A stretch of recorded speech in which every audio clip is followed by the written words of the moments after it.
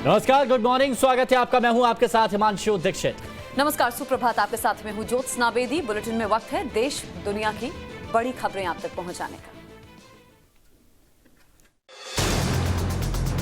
Drugs मामले में फंसे आर्यन खान की जमानत पर सुनवाई आज भी जारी रहेगी। कल शाम करीब 6 बजे तक इस पर कोर्ट में सुनवाई चली। इस दौरान एनसीबी ने जमानत का विरोध किया। आर्यन खान के साथ अरबाज मर्चेंट और मुनमुन धमीजा की जमानत याचिका पर भी आज सुनवाई होगी।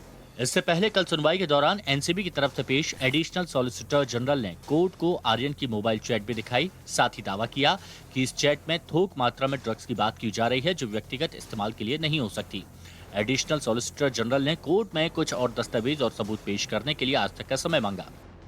यहाँ पर इम्पोर्टेंट ग्राउंड्स होंगे इम्यूनिटी को लेकर, जो कि अक्यूज्ड के लॉयर्स डिमांड कर रहे हैं कि ये पहला ऐसा मर्तबा केस इन लोगों के खिलाफ आया है जिसमें बहुत स्मॉल क्वांटिटी में उन लोगों ने ड्रग्स कंज्यूम किए हैं। आर्यन खान अभी न्यायिक हिरासत में मुंबई के आर्थर रोड जेल में है। बताया जा रहा है कि आर्यन की जमानत याचिका इस आधार पर दी गई है कि उनके पास से ड्रग्स बरामद नहीं हुआ है, जिसके आधार पर उन्हें जेल में नहीं रखा जा सकता। इससे पहले निचली अदालत ने 11 अक्टूबर को आर्यन खान की जमानत याचिका खारिज कर दी थी। 8 अक्टूबर को भी कोर्ट ने आर्यन खान समेत दूसरे आरोपी अरबाज मर्चेंट और मुनमुन धमीजा की जमानत याचिका खारिज कर चुकी है।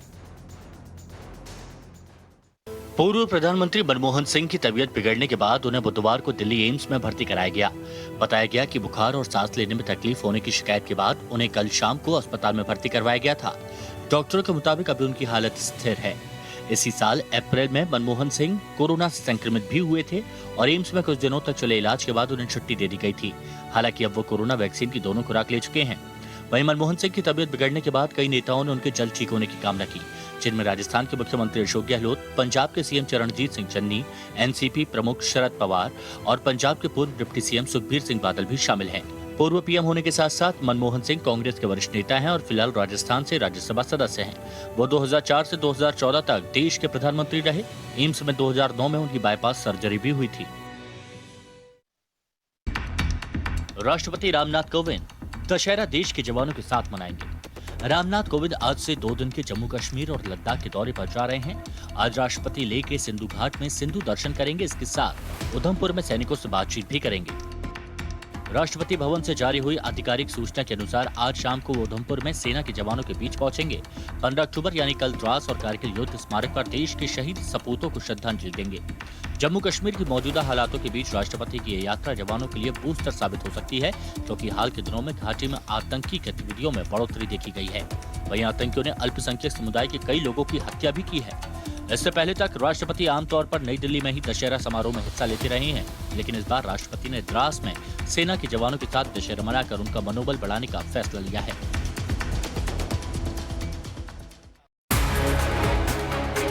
सूत्रों के हवाले से खबर है कि कांग्रेस कार्य समिति की एक दिन बाद होने वाली बैठक में संगठन चुनाव की तारीख तय कर ली जाएगी।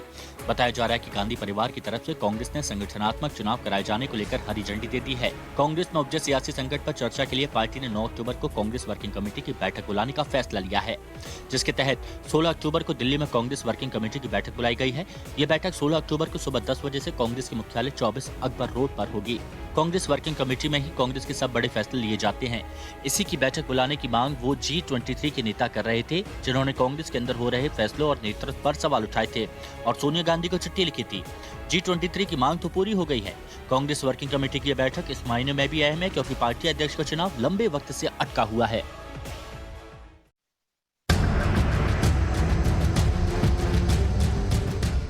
प्रधानमंत्री नरेंद्र मोदी 25 तारीख को यूपी के सिद्धार्थनगर जा सकते हैं। बताया जा रहा है कि इस दिन वो वहां पर नो मेडिकल कॉलेज का उद्घाटन करेंगे। इसके अलावा पीएम मोदी वहां एक जनसभा को संबोधित करेंगे। ये भी बताया जा रहा है कि इस दौरे को लेकर उनका आधिकारिक कार्यक्रम तय नहीं किया गया है। पीएम के कार्यक्रम से पहले राज्य के मुख्यमंत्री योगी आदित्यनाथ सिद्धार्थनगर जाकर तैयारियों का जायजा लेंगे। सिद्धार्थनगर दौरे से पहले पीएम 20 अक्टूबर को कुशीनगर भी जाएंगे, जहाँ वो अंतर्राष्ट्रीय हवाई अड्डे का उद्घाटन करेंगे। उद्घाटन के बाद वो एक जनसभा को भी संबोधित करेंगे। 20 अक्टूबर को कुशीनगर में होने वाले कार्यक्रम में प्रधानमंत्री के अलावा राज्यपाल आनंदीबेन पटेल, सीएम योगी आदित्यनाथ समेत कई बड़े नेता शामिल होंगे। बताया जा रहा है कि अंतर्राष्ट्रीय एयरपोर्ट के उद्घाटन समारोह के दिन वहां पहली इंटरनेशनल फ्लाइट श्रीलंका से आएगी। और अब बुलेटिन में वक्त है राज्यों की खबरों का। देखिए 1 मिनट में अपने राज्यों की बड़ी और अहम खबरें। दिल्ली के पास यूपी के गाजियाबाद में हुए बस हादसे में एक आदमी की मौत हो गई। जबकि कई लोग इस दर्दनाक हादसे में घायल हो गए। यह हादसा गाजियाबाद के भाटिया मोड़ फ्लाईओवर पर हुआ। लोगों से भरी बस रेलिंग तोड़ते हुए नीचे जा गिरी। जैसे यह भयानक हादसा हुआ, पूरे इलाके में भगदड़ मच गई। वहां मौजूद लोगों ने बस के पिछले शीशे को तोड़कर अंदर फंसे लोगों को बाहर निकाला, जिसके बाद सभी घायलों को वक्त रहते अस्पताल पहुंचाया गया। बताया जा रहा है कि जिस वक्त बस फ्लाईओवर के नीचे गिरी, उसी दौरान वहां से बाइक पर एक आदमी गुजर रहा था और वो बस के नीचे आ गया। उसकी मौके पर ही मौत हो गई। इस हादसे में 10 से ज्यादा लोगों के घायल होने की खबर है, जिनमें कुछ की हालत गंभीर बनी हुई है। ये भी बताया जा रहा है कि जो बस हादसे का शिकार हुई वो नोएडा से ऑफिस स्टाफ को लेकर लौट रही थी। मौके पर मौजूद लोगों का कहना है कि बस गलत दिशा से आ रही थी। फिलहाल पुलिस इस मामले की छानबीन कर रही है। ओडिशा के मलकानगिरी में पुलिस को बड़ी कामयाबी हाथ लगी। पुलिस के जवानों ने मुठभेड़ में 3 इनामी नक्सलियों को ढेर कर दिया। स्पेशल ऑपरेशन ग्रुप के जवानों को मौके पर भारी संख्या में नक्सलियों के हथियार बरामद हुए हैं। मुठभेड़ में मारे गए तीनों नक्सलियों पर कुल 10 लाख रुपए का इनाम घोषित था। इन पर हत्या, लूट, आगजनी, एम्बुश में जवानों को फंसाने समेत कई घटनाओं को अंजाम देने का आरोप था। दरअसल मुखबिर से सूचना मिली और मुखबिर की सूचना के आधार पर जवान सर्चिंग पर निकले थे और तभी नक्सलियों ने उन पर फायरिंग शुरू कर दी। जवाबी कार्रवाई में नक्सली मारे गए।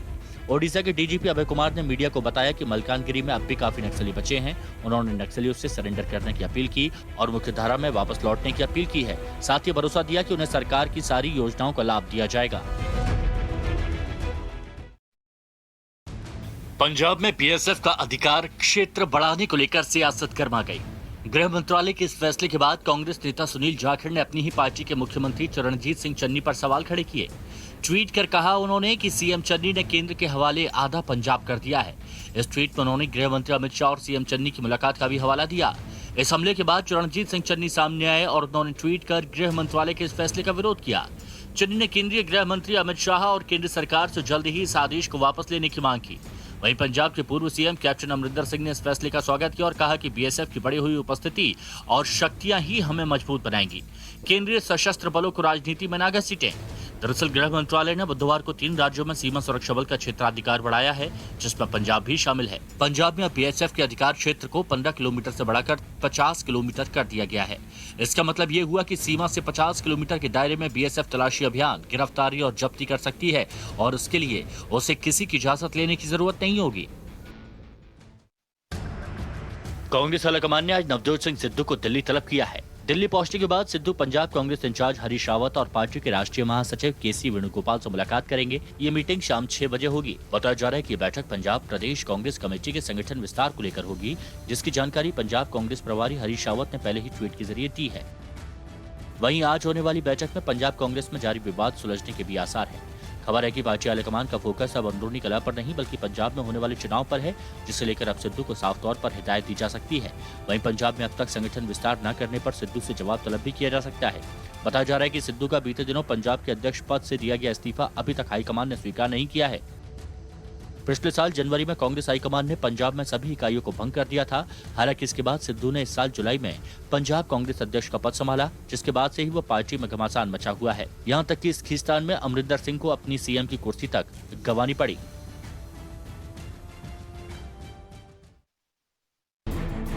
कोरोना वैक्सीन की होम डिलीवरी की शुरुआत के बाद अब अहमदाबाद महानगर पालिका ने एक और अनोखी पहल की।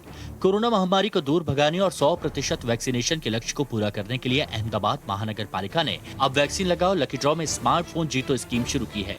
पहले होम डिलीवरी वैक्सीन, लोगों के घर जा जाके वैक्सीन, और अब अहमदाबाद महानगर पालिका के द्वारा एक नई स्कीम देश में पहली बार लाई गई है, जिसका नाम है वैक्सीन लीजिए और स्मार्टफोन जीतिए।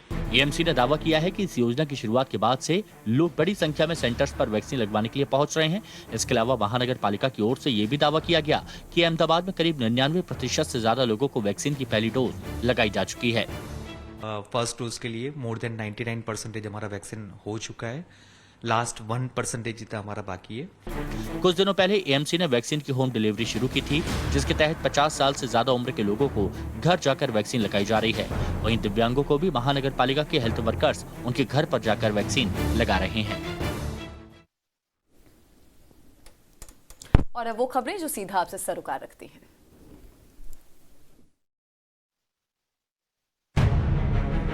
त्योहारी सीजन को देखते हुए सरकार ने खाद्य तेलों को लेकर बड़ा ऐलान किया है, जिसके तहत क्रूड पाम ऑयल, सोयाबीन और सनफ्लावर ऑयल पर लगने वाला आयात शुल्क खत्म कर दिया है। सरकार ने 6 महीने यानी कि अगले साल 31 मार्च तक के लिए इन तेलों पर लगने वाली इम्पोर्ट ड्यूटी खत्म कर दी है। सूत्रों का कहना है कि नवंबर में तिलहन की नई फसल आने से पहले तेलों के आयात पर लगने वाले सेस में 2 बार और कटौती हो सकती है। बाजार में तेलों की मौजूदा कीमत और आपूर्ति के ट्रेंड को देखते हुए इसकी गुंजाइश बनाई है। वैक्सीनेशन को बढ़ावा देने के लिए 100% लक्ष्य पूरा करने के लिए हर कोशिश की जा रही है। अब अहमदाबाद महानगर पालिका ने अनोखी शुरुआत की है, जिसके तहत वैक्सीन लगा और स्मार्टफोन देने की योजना शुरू हुई है।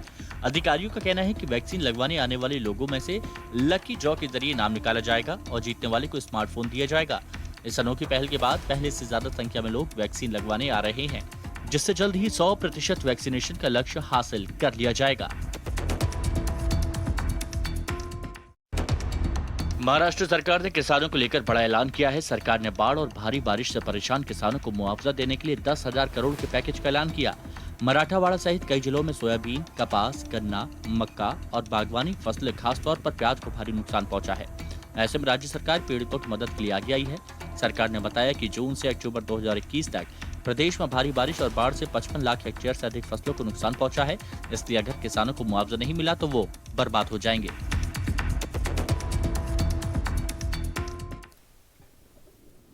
उत्तर प्रदेश के गाजियाबाद में एक बस हादसे में एक आदमी की मौत हो गई, जबकि कई लोग इस दर्दनाक घटना में घायल हो गए हैं। ये हादसा गाजियाबाद के भाटिया मोड़ फ्लाईओवर पर उस समय हुआ जब एक तेज रफ्तार बस रेलिंग को तोड़ते हुए नीचे जा गिरी। जैसे ही यह भयानक हादसा हुआ, पूरे इलाके में भगदड़ मच गई। तस्वीरें हम आपको दिखा रहे हैं। वहां मौजूद लोगों ने बस के पिछले शीशे को तोड़कर अंदर फंसे लोगों को बाहर निकाला। सभी घायलों को वक्त रहते नजदीकी अस्पताल में भर्ती कराया गया और यह बताया जा रहा है कि जब ये बस फ्लाईओवर से नीचे गिरी, उस वक्त नीचे एक बाइक सवार जा रहा था जो इस बस के नीचे दब गया और उसकी जान चली गई। गाजियाबाद के भाटिया मोड़ फ्लाईओवर पर यह हादसा हुआ है। तेज रफ्तार बस रेलिंग को तोड़ते हुए नीचे जा गिरी। यह भयानक हादसा, तस्वीरें आपके सामने। वहां पर एकदम भगदड़ का माहौल बन गया। अस्पताल में भर्ती करा दिया गया है जख्मियों को। कुछ की हालत गंभीर बताई जा रही है और कुछ की हालत जो है स्थिर बताई जा रही है, ठीक बताए जा रहे हैं। नोएडा से बस आ रही थी यहाँ गाजियाबाद के लिए। अभी जो पता चला है कि एलजी कंपनी के 7 या 8 एम्प्लॉयज़ को लेकर ये बस नोएडा से गाजियाबाद आ रही थी। यहाँ पे टायर फटने से और रॉन्ग साइड की ओर एंट्री करते हुए ग्रिल को तोड़ते हुए नीचे गिरी है, जिसकी चपेट में 2 टू व्हीलर आए हैं। इनमें से अभी 3 लोग सीरियसली इंजर्ड होने की है, जिसकी अभी सूचना आ रही है कि शायद एक की डेथ हो गई। त्योहारों के समय आतंकी हमले की आशंका को देखते हुए दिल्ली में हाई अलर्ट जारी कर दिया गया है। पिछले दिनों दिल्ली से एक आतंकी की गिरफ्तारी के बाद से पुलिस और दूसरी एजेंसियां सतर्क हो गई हैं। जगह जगह पर पुलिस बल तैनात किया गया है और पेट्रोलिंग बढ़ा दी गई है। पुलिस पेट्रोलिंग बढ़ा दी गई है। खासतौर पर शाम 6 बजे के बाद गश्त को बढ़ा दिया गया है। दिल्ली के भीड़ भाड़ वाले इलाकों में, बाजारों में और शॉपिंग मॉल्स में बड़ी संख्या में पुलिस बल की तैनाती कर दी गई है। और त्योहारों के सीजन में दिल्ली को अलर्ट पर रखा गया है। चाक चौबंद इंतजाम किए गए हैं और चप्पे चप्पे पर निगरानी रखी जा रही है। भीड़ भाड़ वाले इलाकों पर खास तौर पर तवज्जो दी जा रही है, बाजारों में, शॉपिंग मॉल्स में, क्योंकि त्योहारों के वक्त पर ज्यादातर लोग घरों से बाहर निकलते हैं। भीड़ भाड़ देखने को मिलती है बाजारों में और ऐसे ही मौके का फायदा आतंकी वारदात को अंजाम देने में उठा सकते हैं। त्योहारों के मद्देनजर दिल्ली में आतंकी अलर्ट है और दिल्ली पुलिस भी सख्त है। इस वक्त दिल्ली पुलिस पूरी तरीके से सतर्क नजर आ रही है। हम कनॉट प्लेस इलाके में मौजूद हैं। यहाँ पे खुद जिले के डीसीपी दीपक यादव अपने पूरे टीम के साथ जो कनॉट प्लेस का एरिया है वहाँ पे पेट्रोलिंग करने के लिए निकले हैं, क्योंकि जिस तरीके से एक आतंकी अलर्ट आया है कि दिल्ली में त्योहारों के मद्देनजर कोई बड़ा आतंकी हमला हो सकता है। आतंकी जो है वो भीड़ में घुसकर एक बड़ी साजिश को अंजाम दे सकते हैं। उसके मद्देनजर जगह जगह पर अब इस तरीके से पेट्रोलिंग की जा रही है और आप देख सकते हैं कि पूरी जो इस वक्त कनॉट प्लेस एरिया में है वो बड़ी मात्रा में पुलिस बल जो है वो अत्याधुनिक हथियारों के साथ, डॉग स्क्वाड के साथ वो जगह जगह पे पेट्रोलिंग करते हुए नजर आ रहे हैं।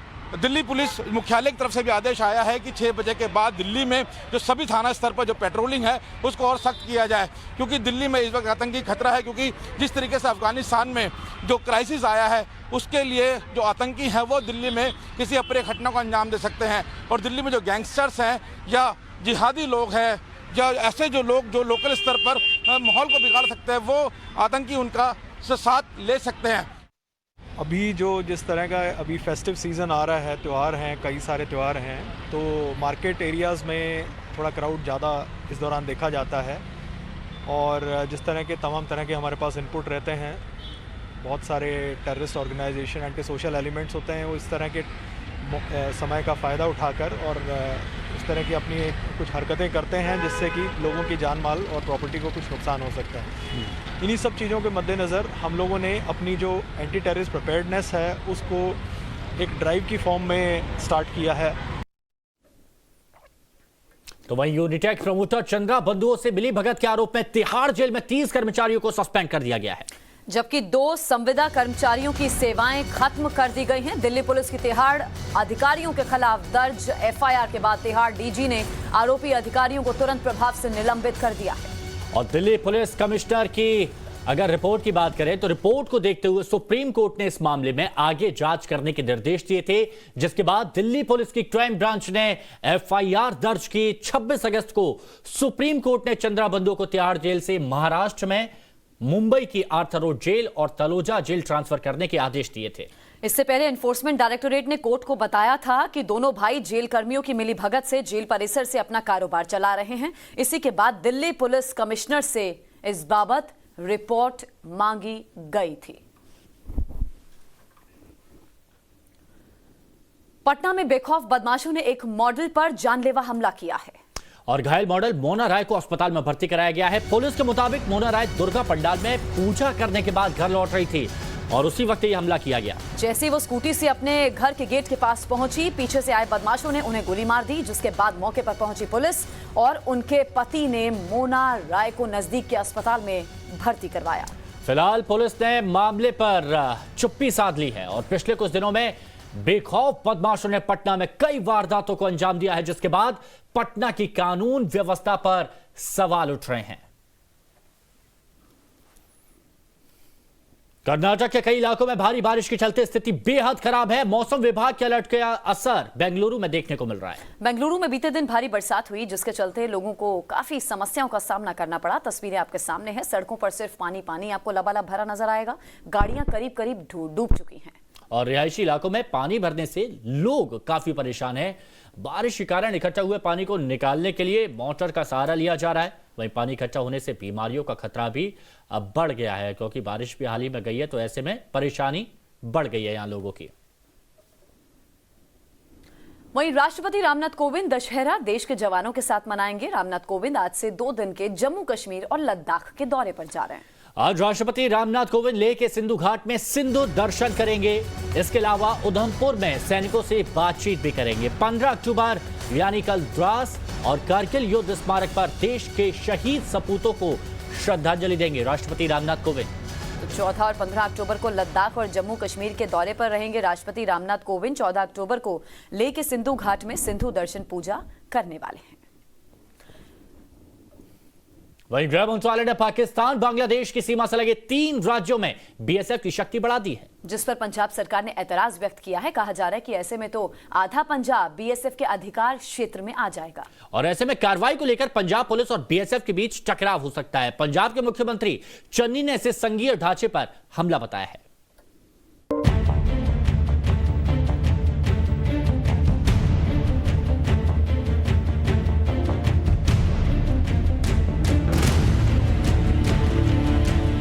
केंद्रीय गृह मंत्रालय ने पाकिस्तान और बांग्लादेश की सीमा से लगे 3 राज्यों में बॉर्डर सिक्योरिटी फोर्स यानी बीएसएफ के अधिकार क्षेत्र में इजाफा करने का ऑर्डर जारी किया, जिसके मुताबिक पंजाब, पश्चिम बंगाल और असम में बीएसएफ के पास अब बॉर्डर से 50 किलोमीटर के दायरे में कार्रवाई करने का अधिकार होगा।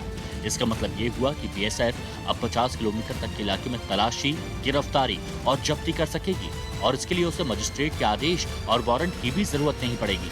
केंद्र सरकार के इस आदेश के बाद पंजाब में सियासी बवाल मच गया। मुख्यमंत्री चरणजीत सिंह चन्नी ने इसे संघीय ढांचे पर हमला बताया। उन्होंने ट्वीट किया, मैं भारत सरकार के एक तरफा फैसले की कड़ी निंदा करता हूं। केंद्र ने अंतर्राष्ट्रीय सीमाओं के साथ लगने वाले 50 किलोमीटर के दायरे में बीएसएफ को अतिरिक्त शक्तियां दी हैं, जो संघीय ढांचे पर सीधा हमला है। मैं केंद्रीय गृह मंत्री अमित शाह से आग्रह करता हूं कि इस तर्कहीन फैसले को तुरंत वापस लें। हालांकि वो अपनी पार्टी के मौजूदा और पुराने सहयोगियों के निशाने पर आ गए। पूर्व मुख्यमंत्री कैप्टन अमरिंदर सिंह ने केंद्र के फैसले का स्वागत किया। कैप्टन के मीडिया सलाहकार रवीन ठुकराल ने उनकी तरफ से ट्वीट करते हुए लिखा कि कश्मीर में हमारे जवान मारे जा रहे हैं। दिख रहा है कि ज्यादा से ज्यादा हथियार और नशीले पदार्थ पाकिस्तान की ओर से पंजाब में भेजे जा रहे हैं। बीएसएफ की बढ़ी हुई मौजूदगी और ताकत ही हमें और मजबूत करेगी। केंद्रीय सशस्त्र बलों को राजनीति में ना घसीटें। वहीं पंजाब कांग्रेस के बड़े नेता सुनील जाखड़ ने गृह मंत्री अमित शाह से मुख्यमंत्री चन्नी की मुलाकात का जिक्र कर पूछा कि कहीं अनजाने में ही सही आपने पंजाब का आधा हिस्सा बीएसएफ के हवाले तो नहीं कर दिया। उनका इशारा चन्नी की गृह मंत्री की उस मांग को लेकर था जिसमें उन्होंने पंजाब से लगे इंटरनेशनल बॉर्डर को सील करने की मांग को लेकर की थी। इस बीच पंजाब के गृह मंत्री सुखजिंदर सिंह चन्नी के बचाव में आगे आए हैं। उन्होंने कहा कि सीएम चन्नी ने ऐसा कोई वादा नहीं किया। रंधावा ने यह भी जोड़ा कि इस बारे में वो पीएम और गृह मंत्री से फोन पर बात करेंगे। ਟੈਰਰਿਜ਼ਮ ਦੇ ਟਾਈਮ 'ਚ ਪੰਜਾਬ ਪੁਲਿਸ ਨੇ ਸਭ ਤੋਂ ਵਧੀਆ ਕੰਮ ਕੀਤਾ। ਮੇਰੇ ਖਿਆਲ ਵਰਲਡ ਦੇ ਵਿੱਚ ਸਭ ਤੋਂ ਵੱਧ ਜੇ ਕੋਈ ਕੰਮ ਵਧੀਆ ਕੀਤਾ ਤੇ ਪੰਜਾਬ ਪੁਲਿਸ ਨੇ ਕੀਤਾ ਔਰ ਬੜੇ ਥੋੜੇ ਟਾਈਮ 'ਚ ਟੈਰਰਿਜ਼ਮ ਨੂੰ ਕੰਟਰੋਲ ਕਰ ਲਿਆ। ਜੇ ਪੰਜਾਬ ਪੁਲਿਸ ਟੈਰਰਿਜ਼ਮ ਨੂੰ ਕੰਟਰੋਲ ਕਰ ਸਕਦੀ ਹੈ, ਮੈਨੂੰ ਇਹ ਲੱਗਦਾ ਕਿ ਜਿਵੇਂ ਸਾਡੀ ਨੈਸ਼ਨੈਲਿਟੀ ਤੇ ਗਵਰਨਮੈਂਟ ਆਫ ਇੰਡੀਆ ਨੂੰ ਕੋਈ ਸ਼ੱਕ ਹੈ। ਮੈਂ ਦੱਸਣਾ ਚਾਹੁੰਦਾ ਕਿ ਪੰਜਾਬੀ ਬੜੇ ਵੱਡੇ ਦੇਸ਼ ਭਗਤ ਨੇ ਔਰ ਆਪਣੇ ਦੇਸ਼ ਨਾਲ ਪਿਆਰ ਕਰਦੇ ਨੇ। अब आपको बताते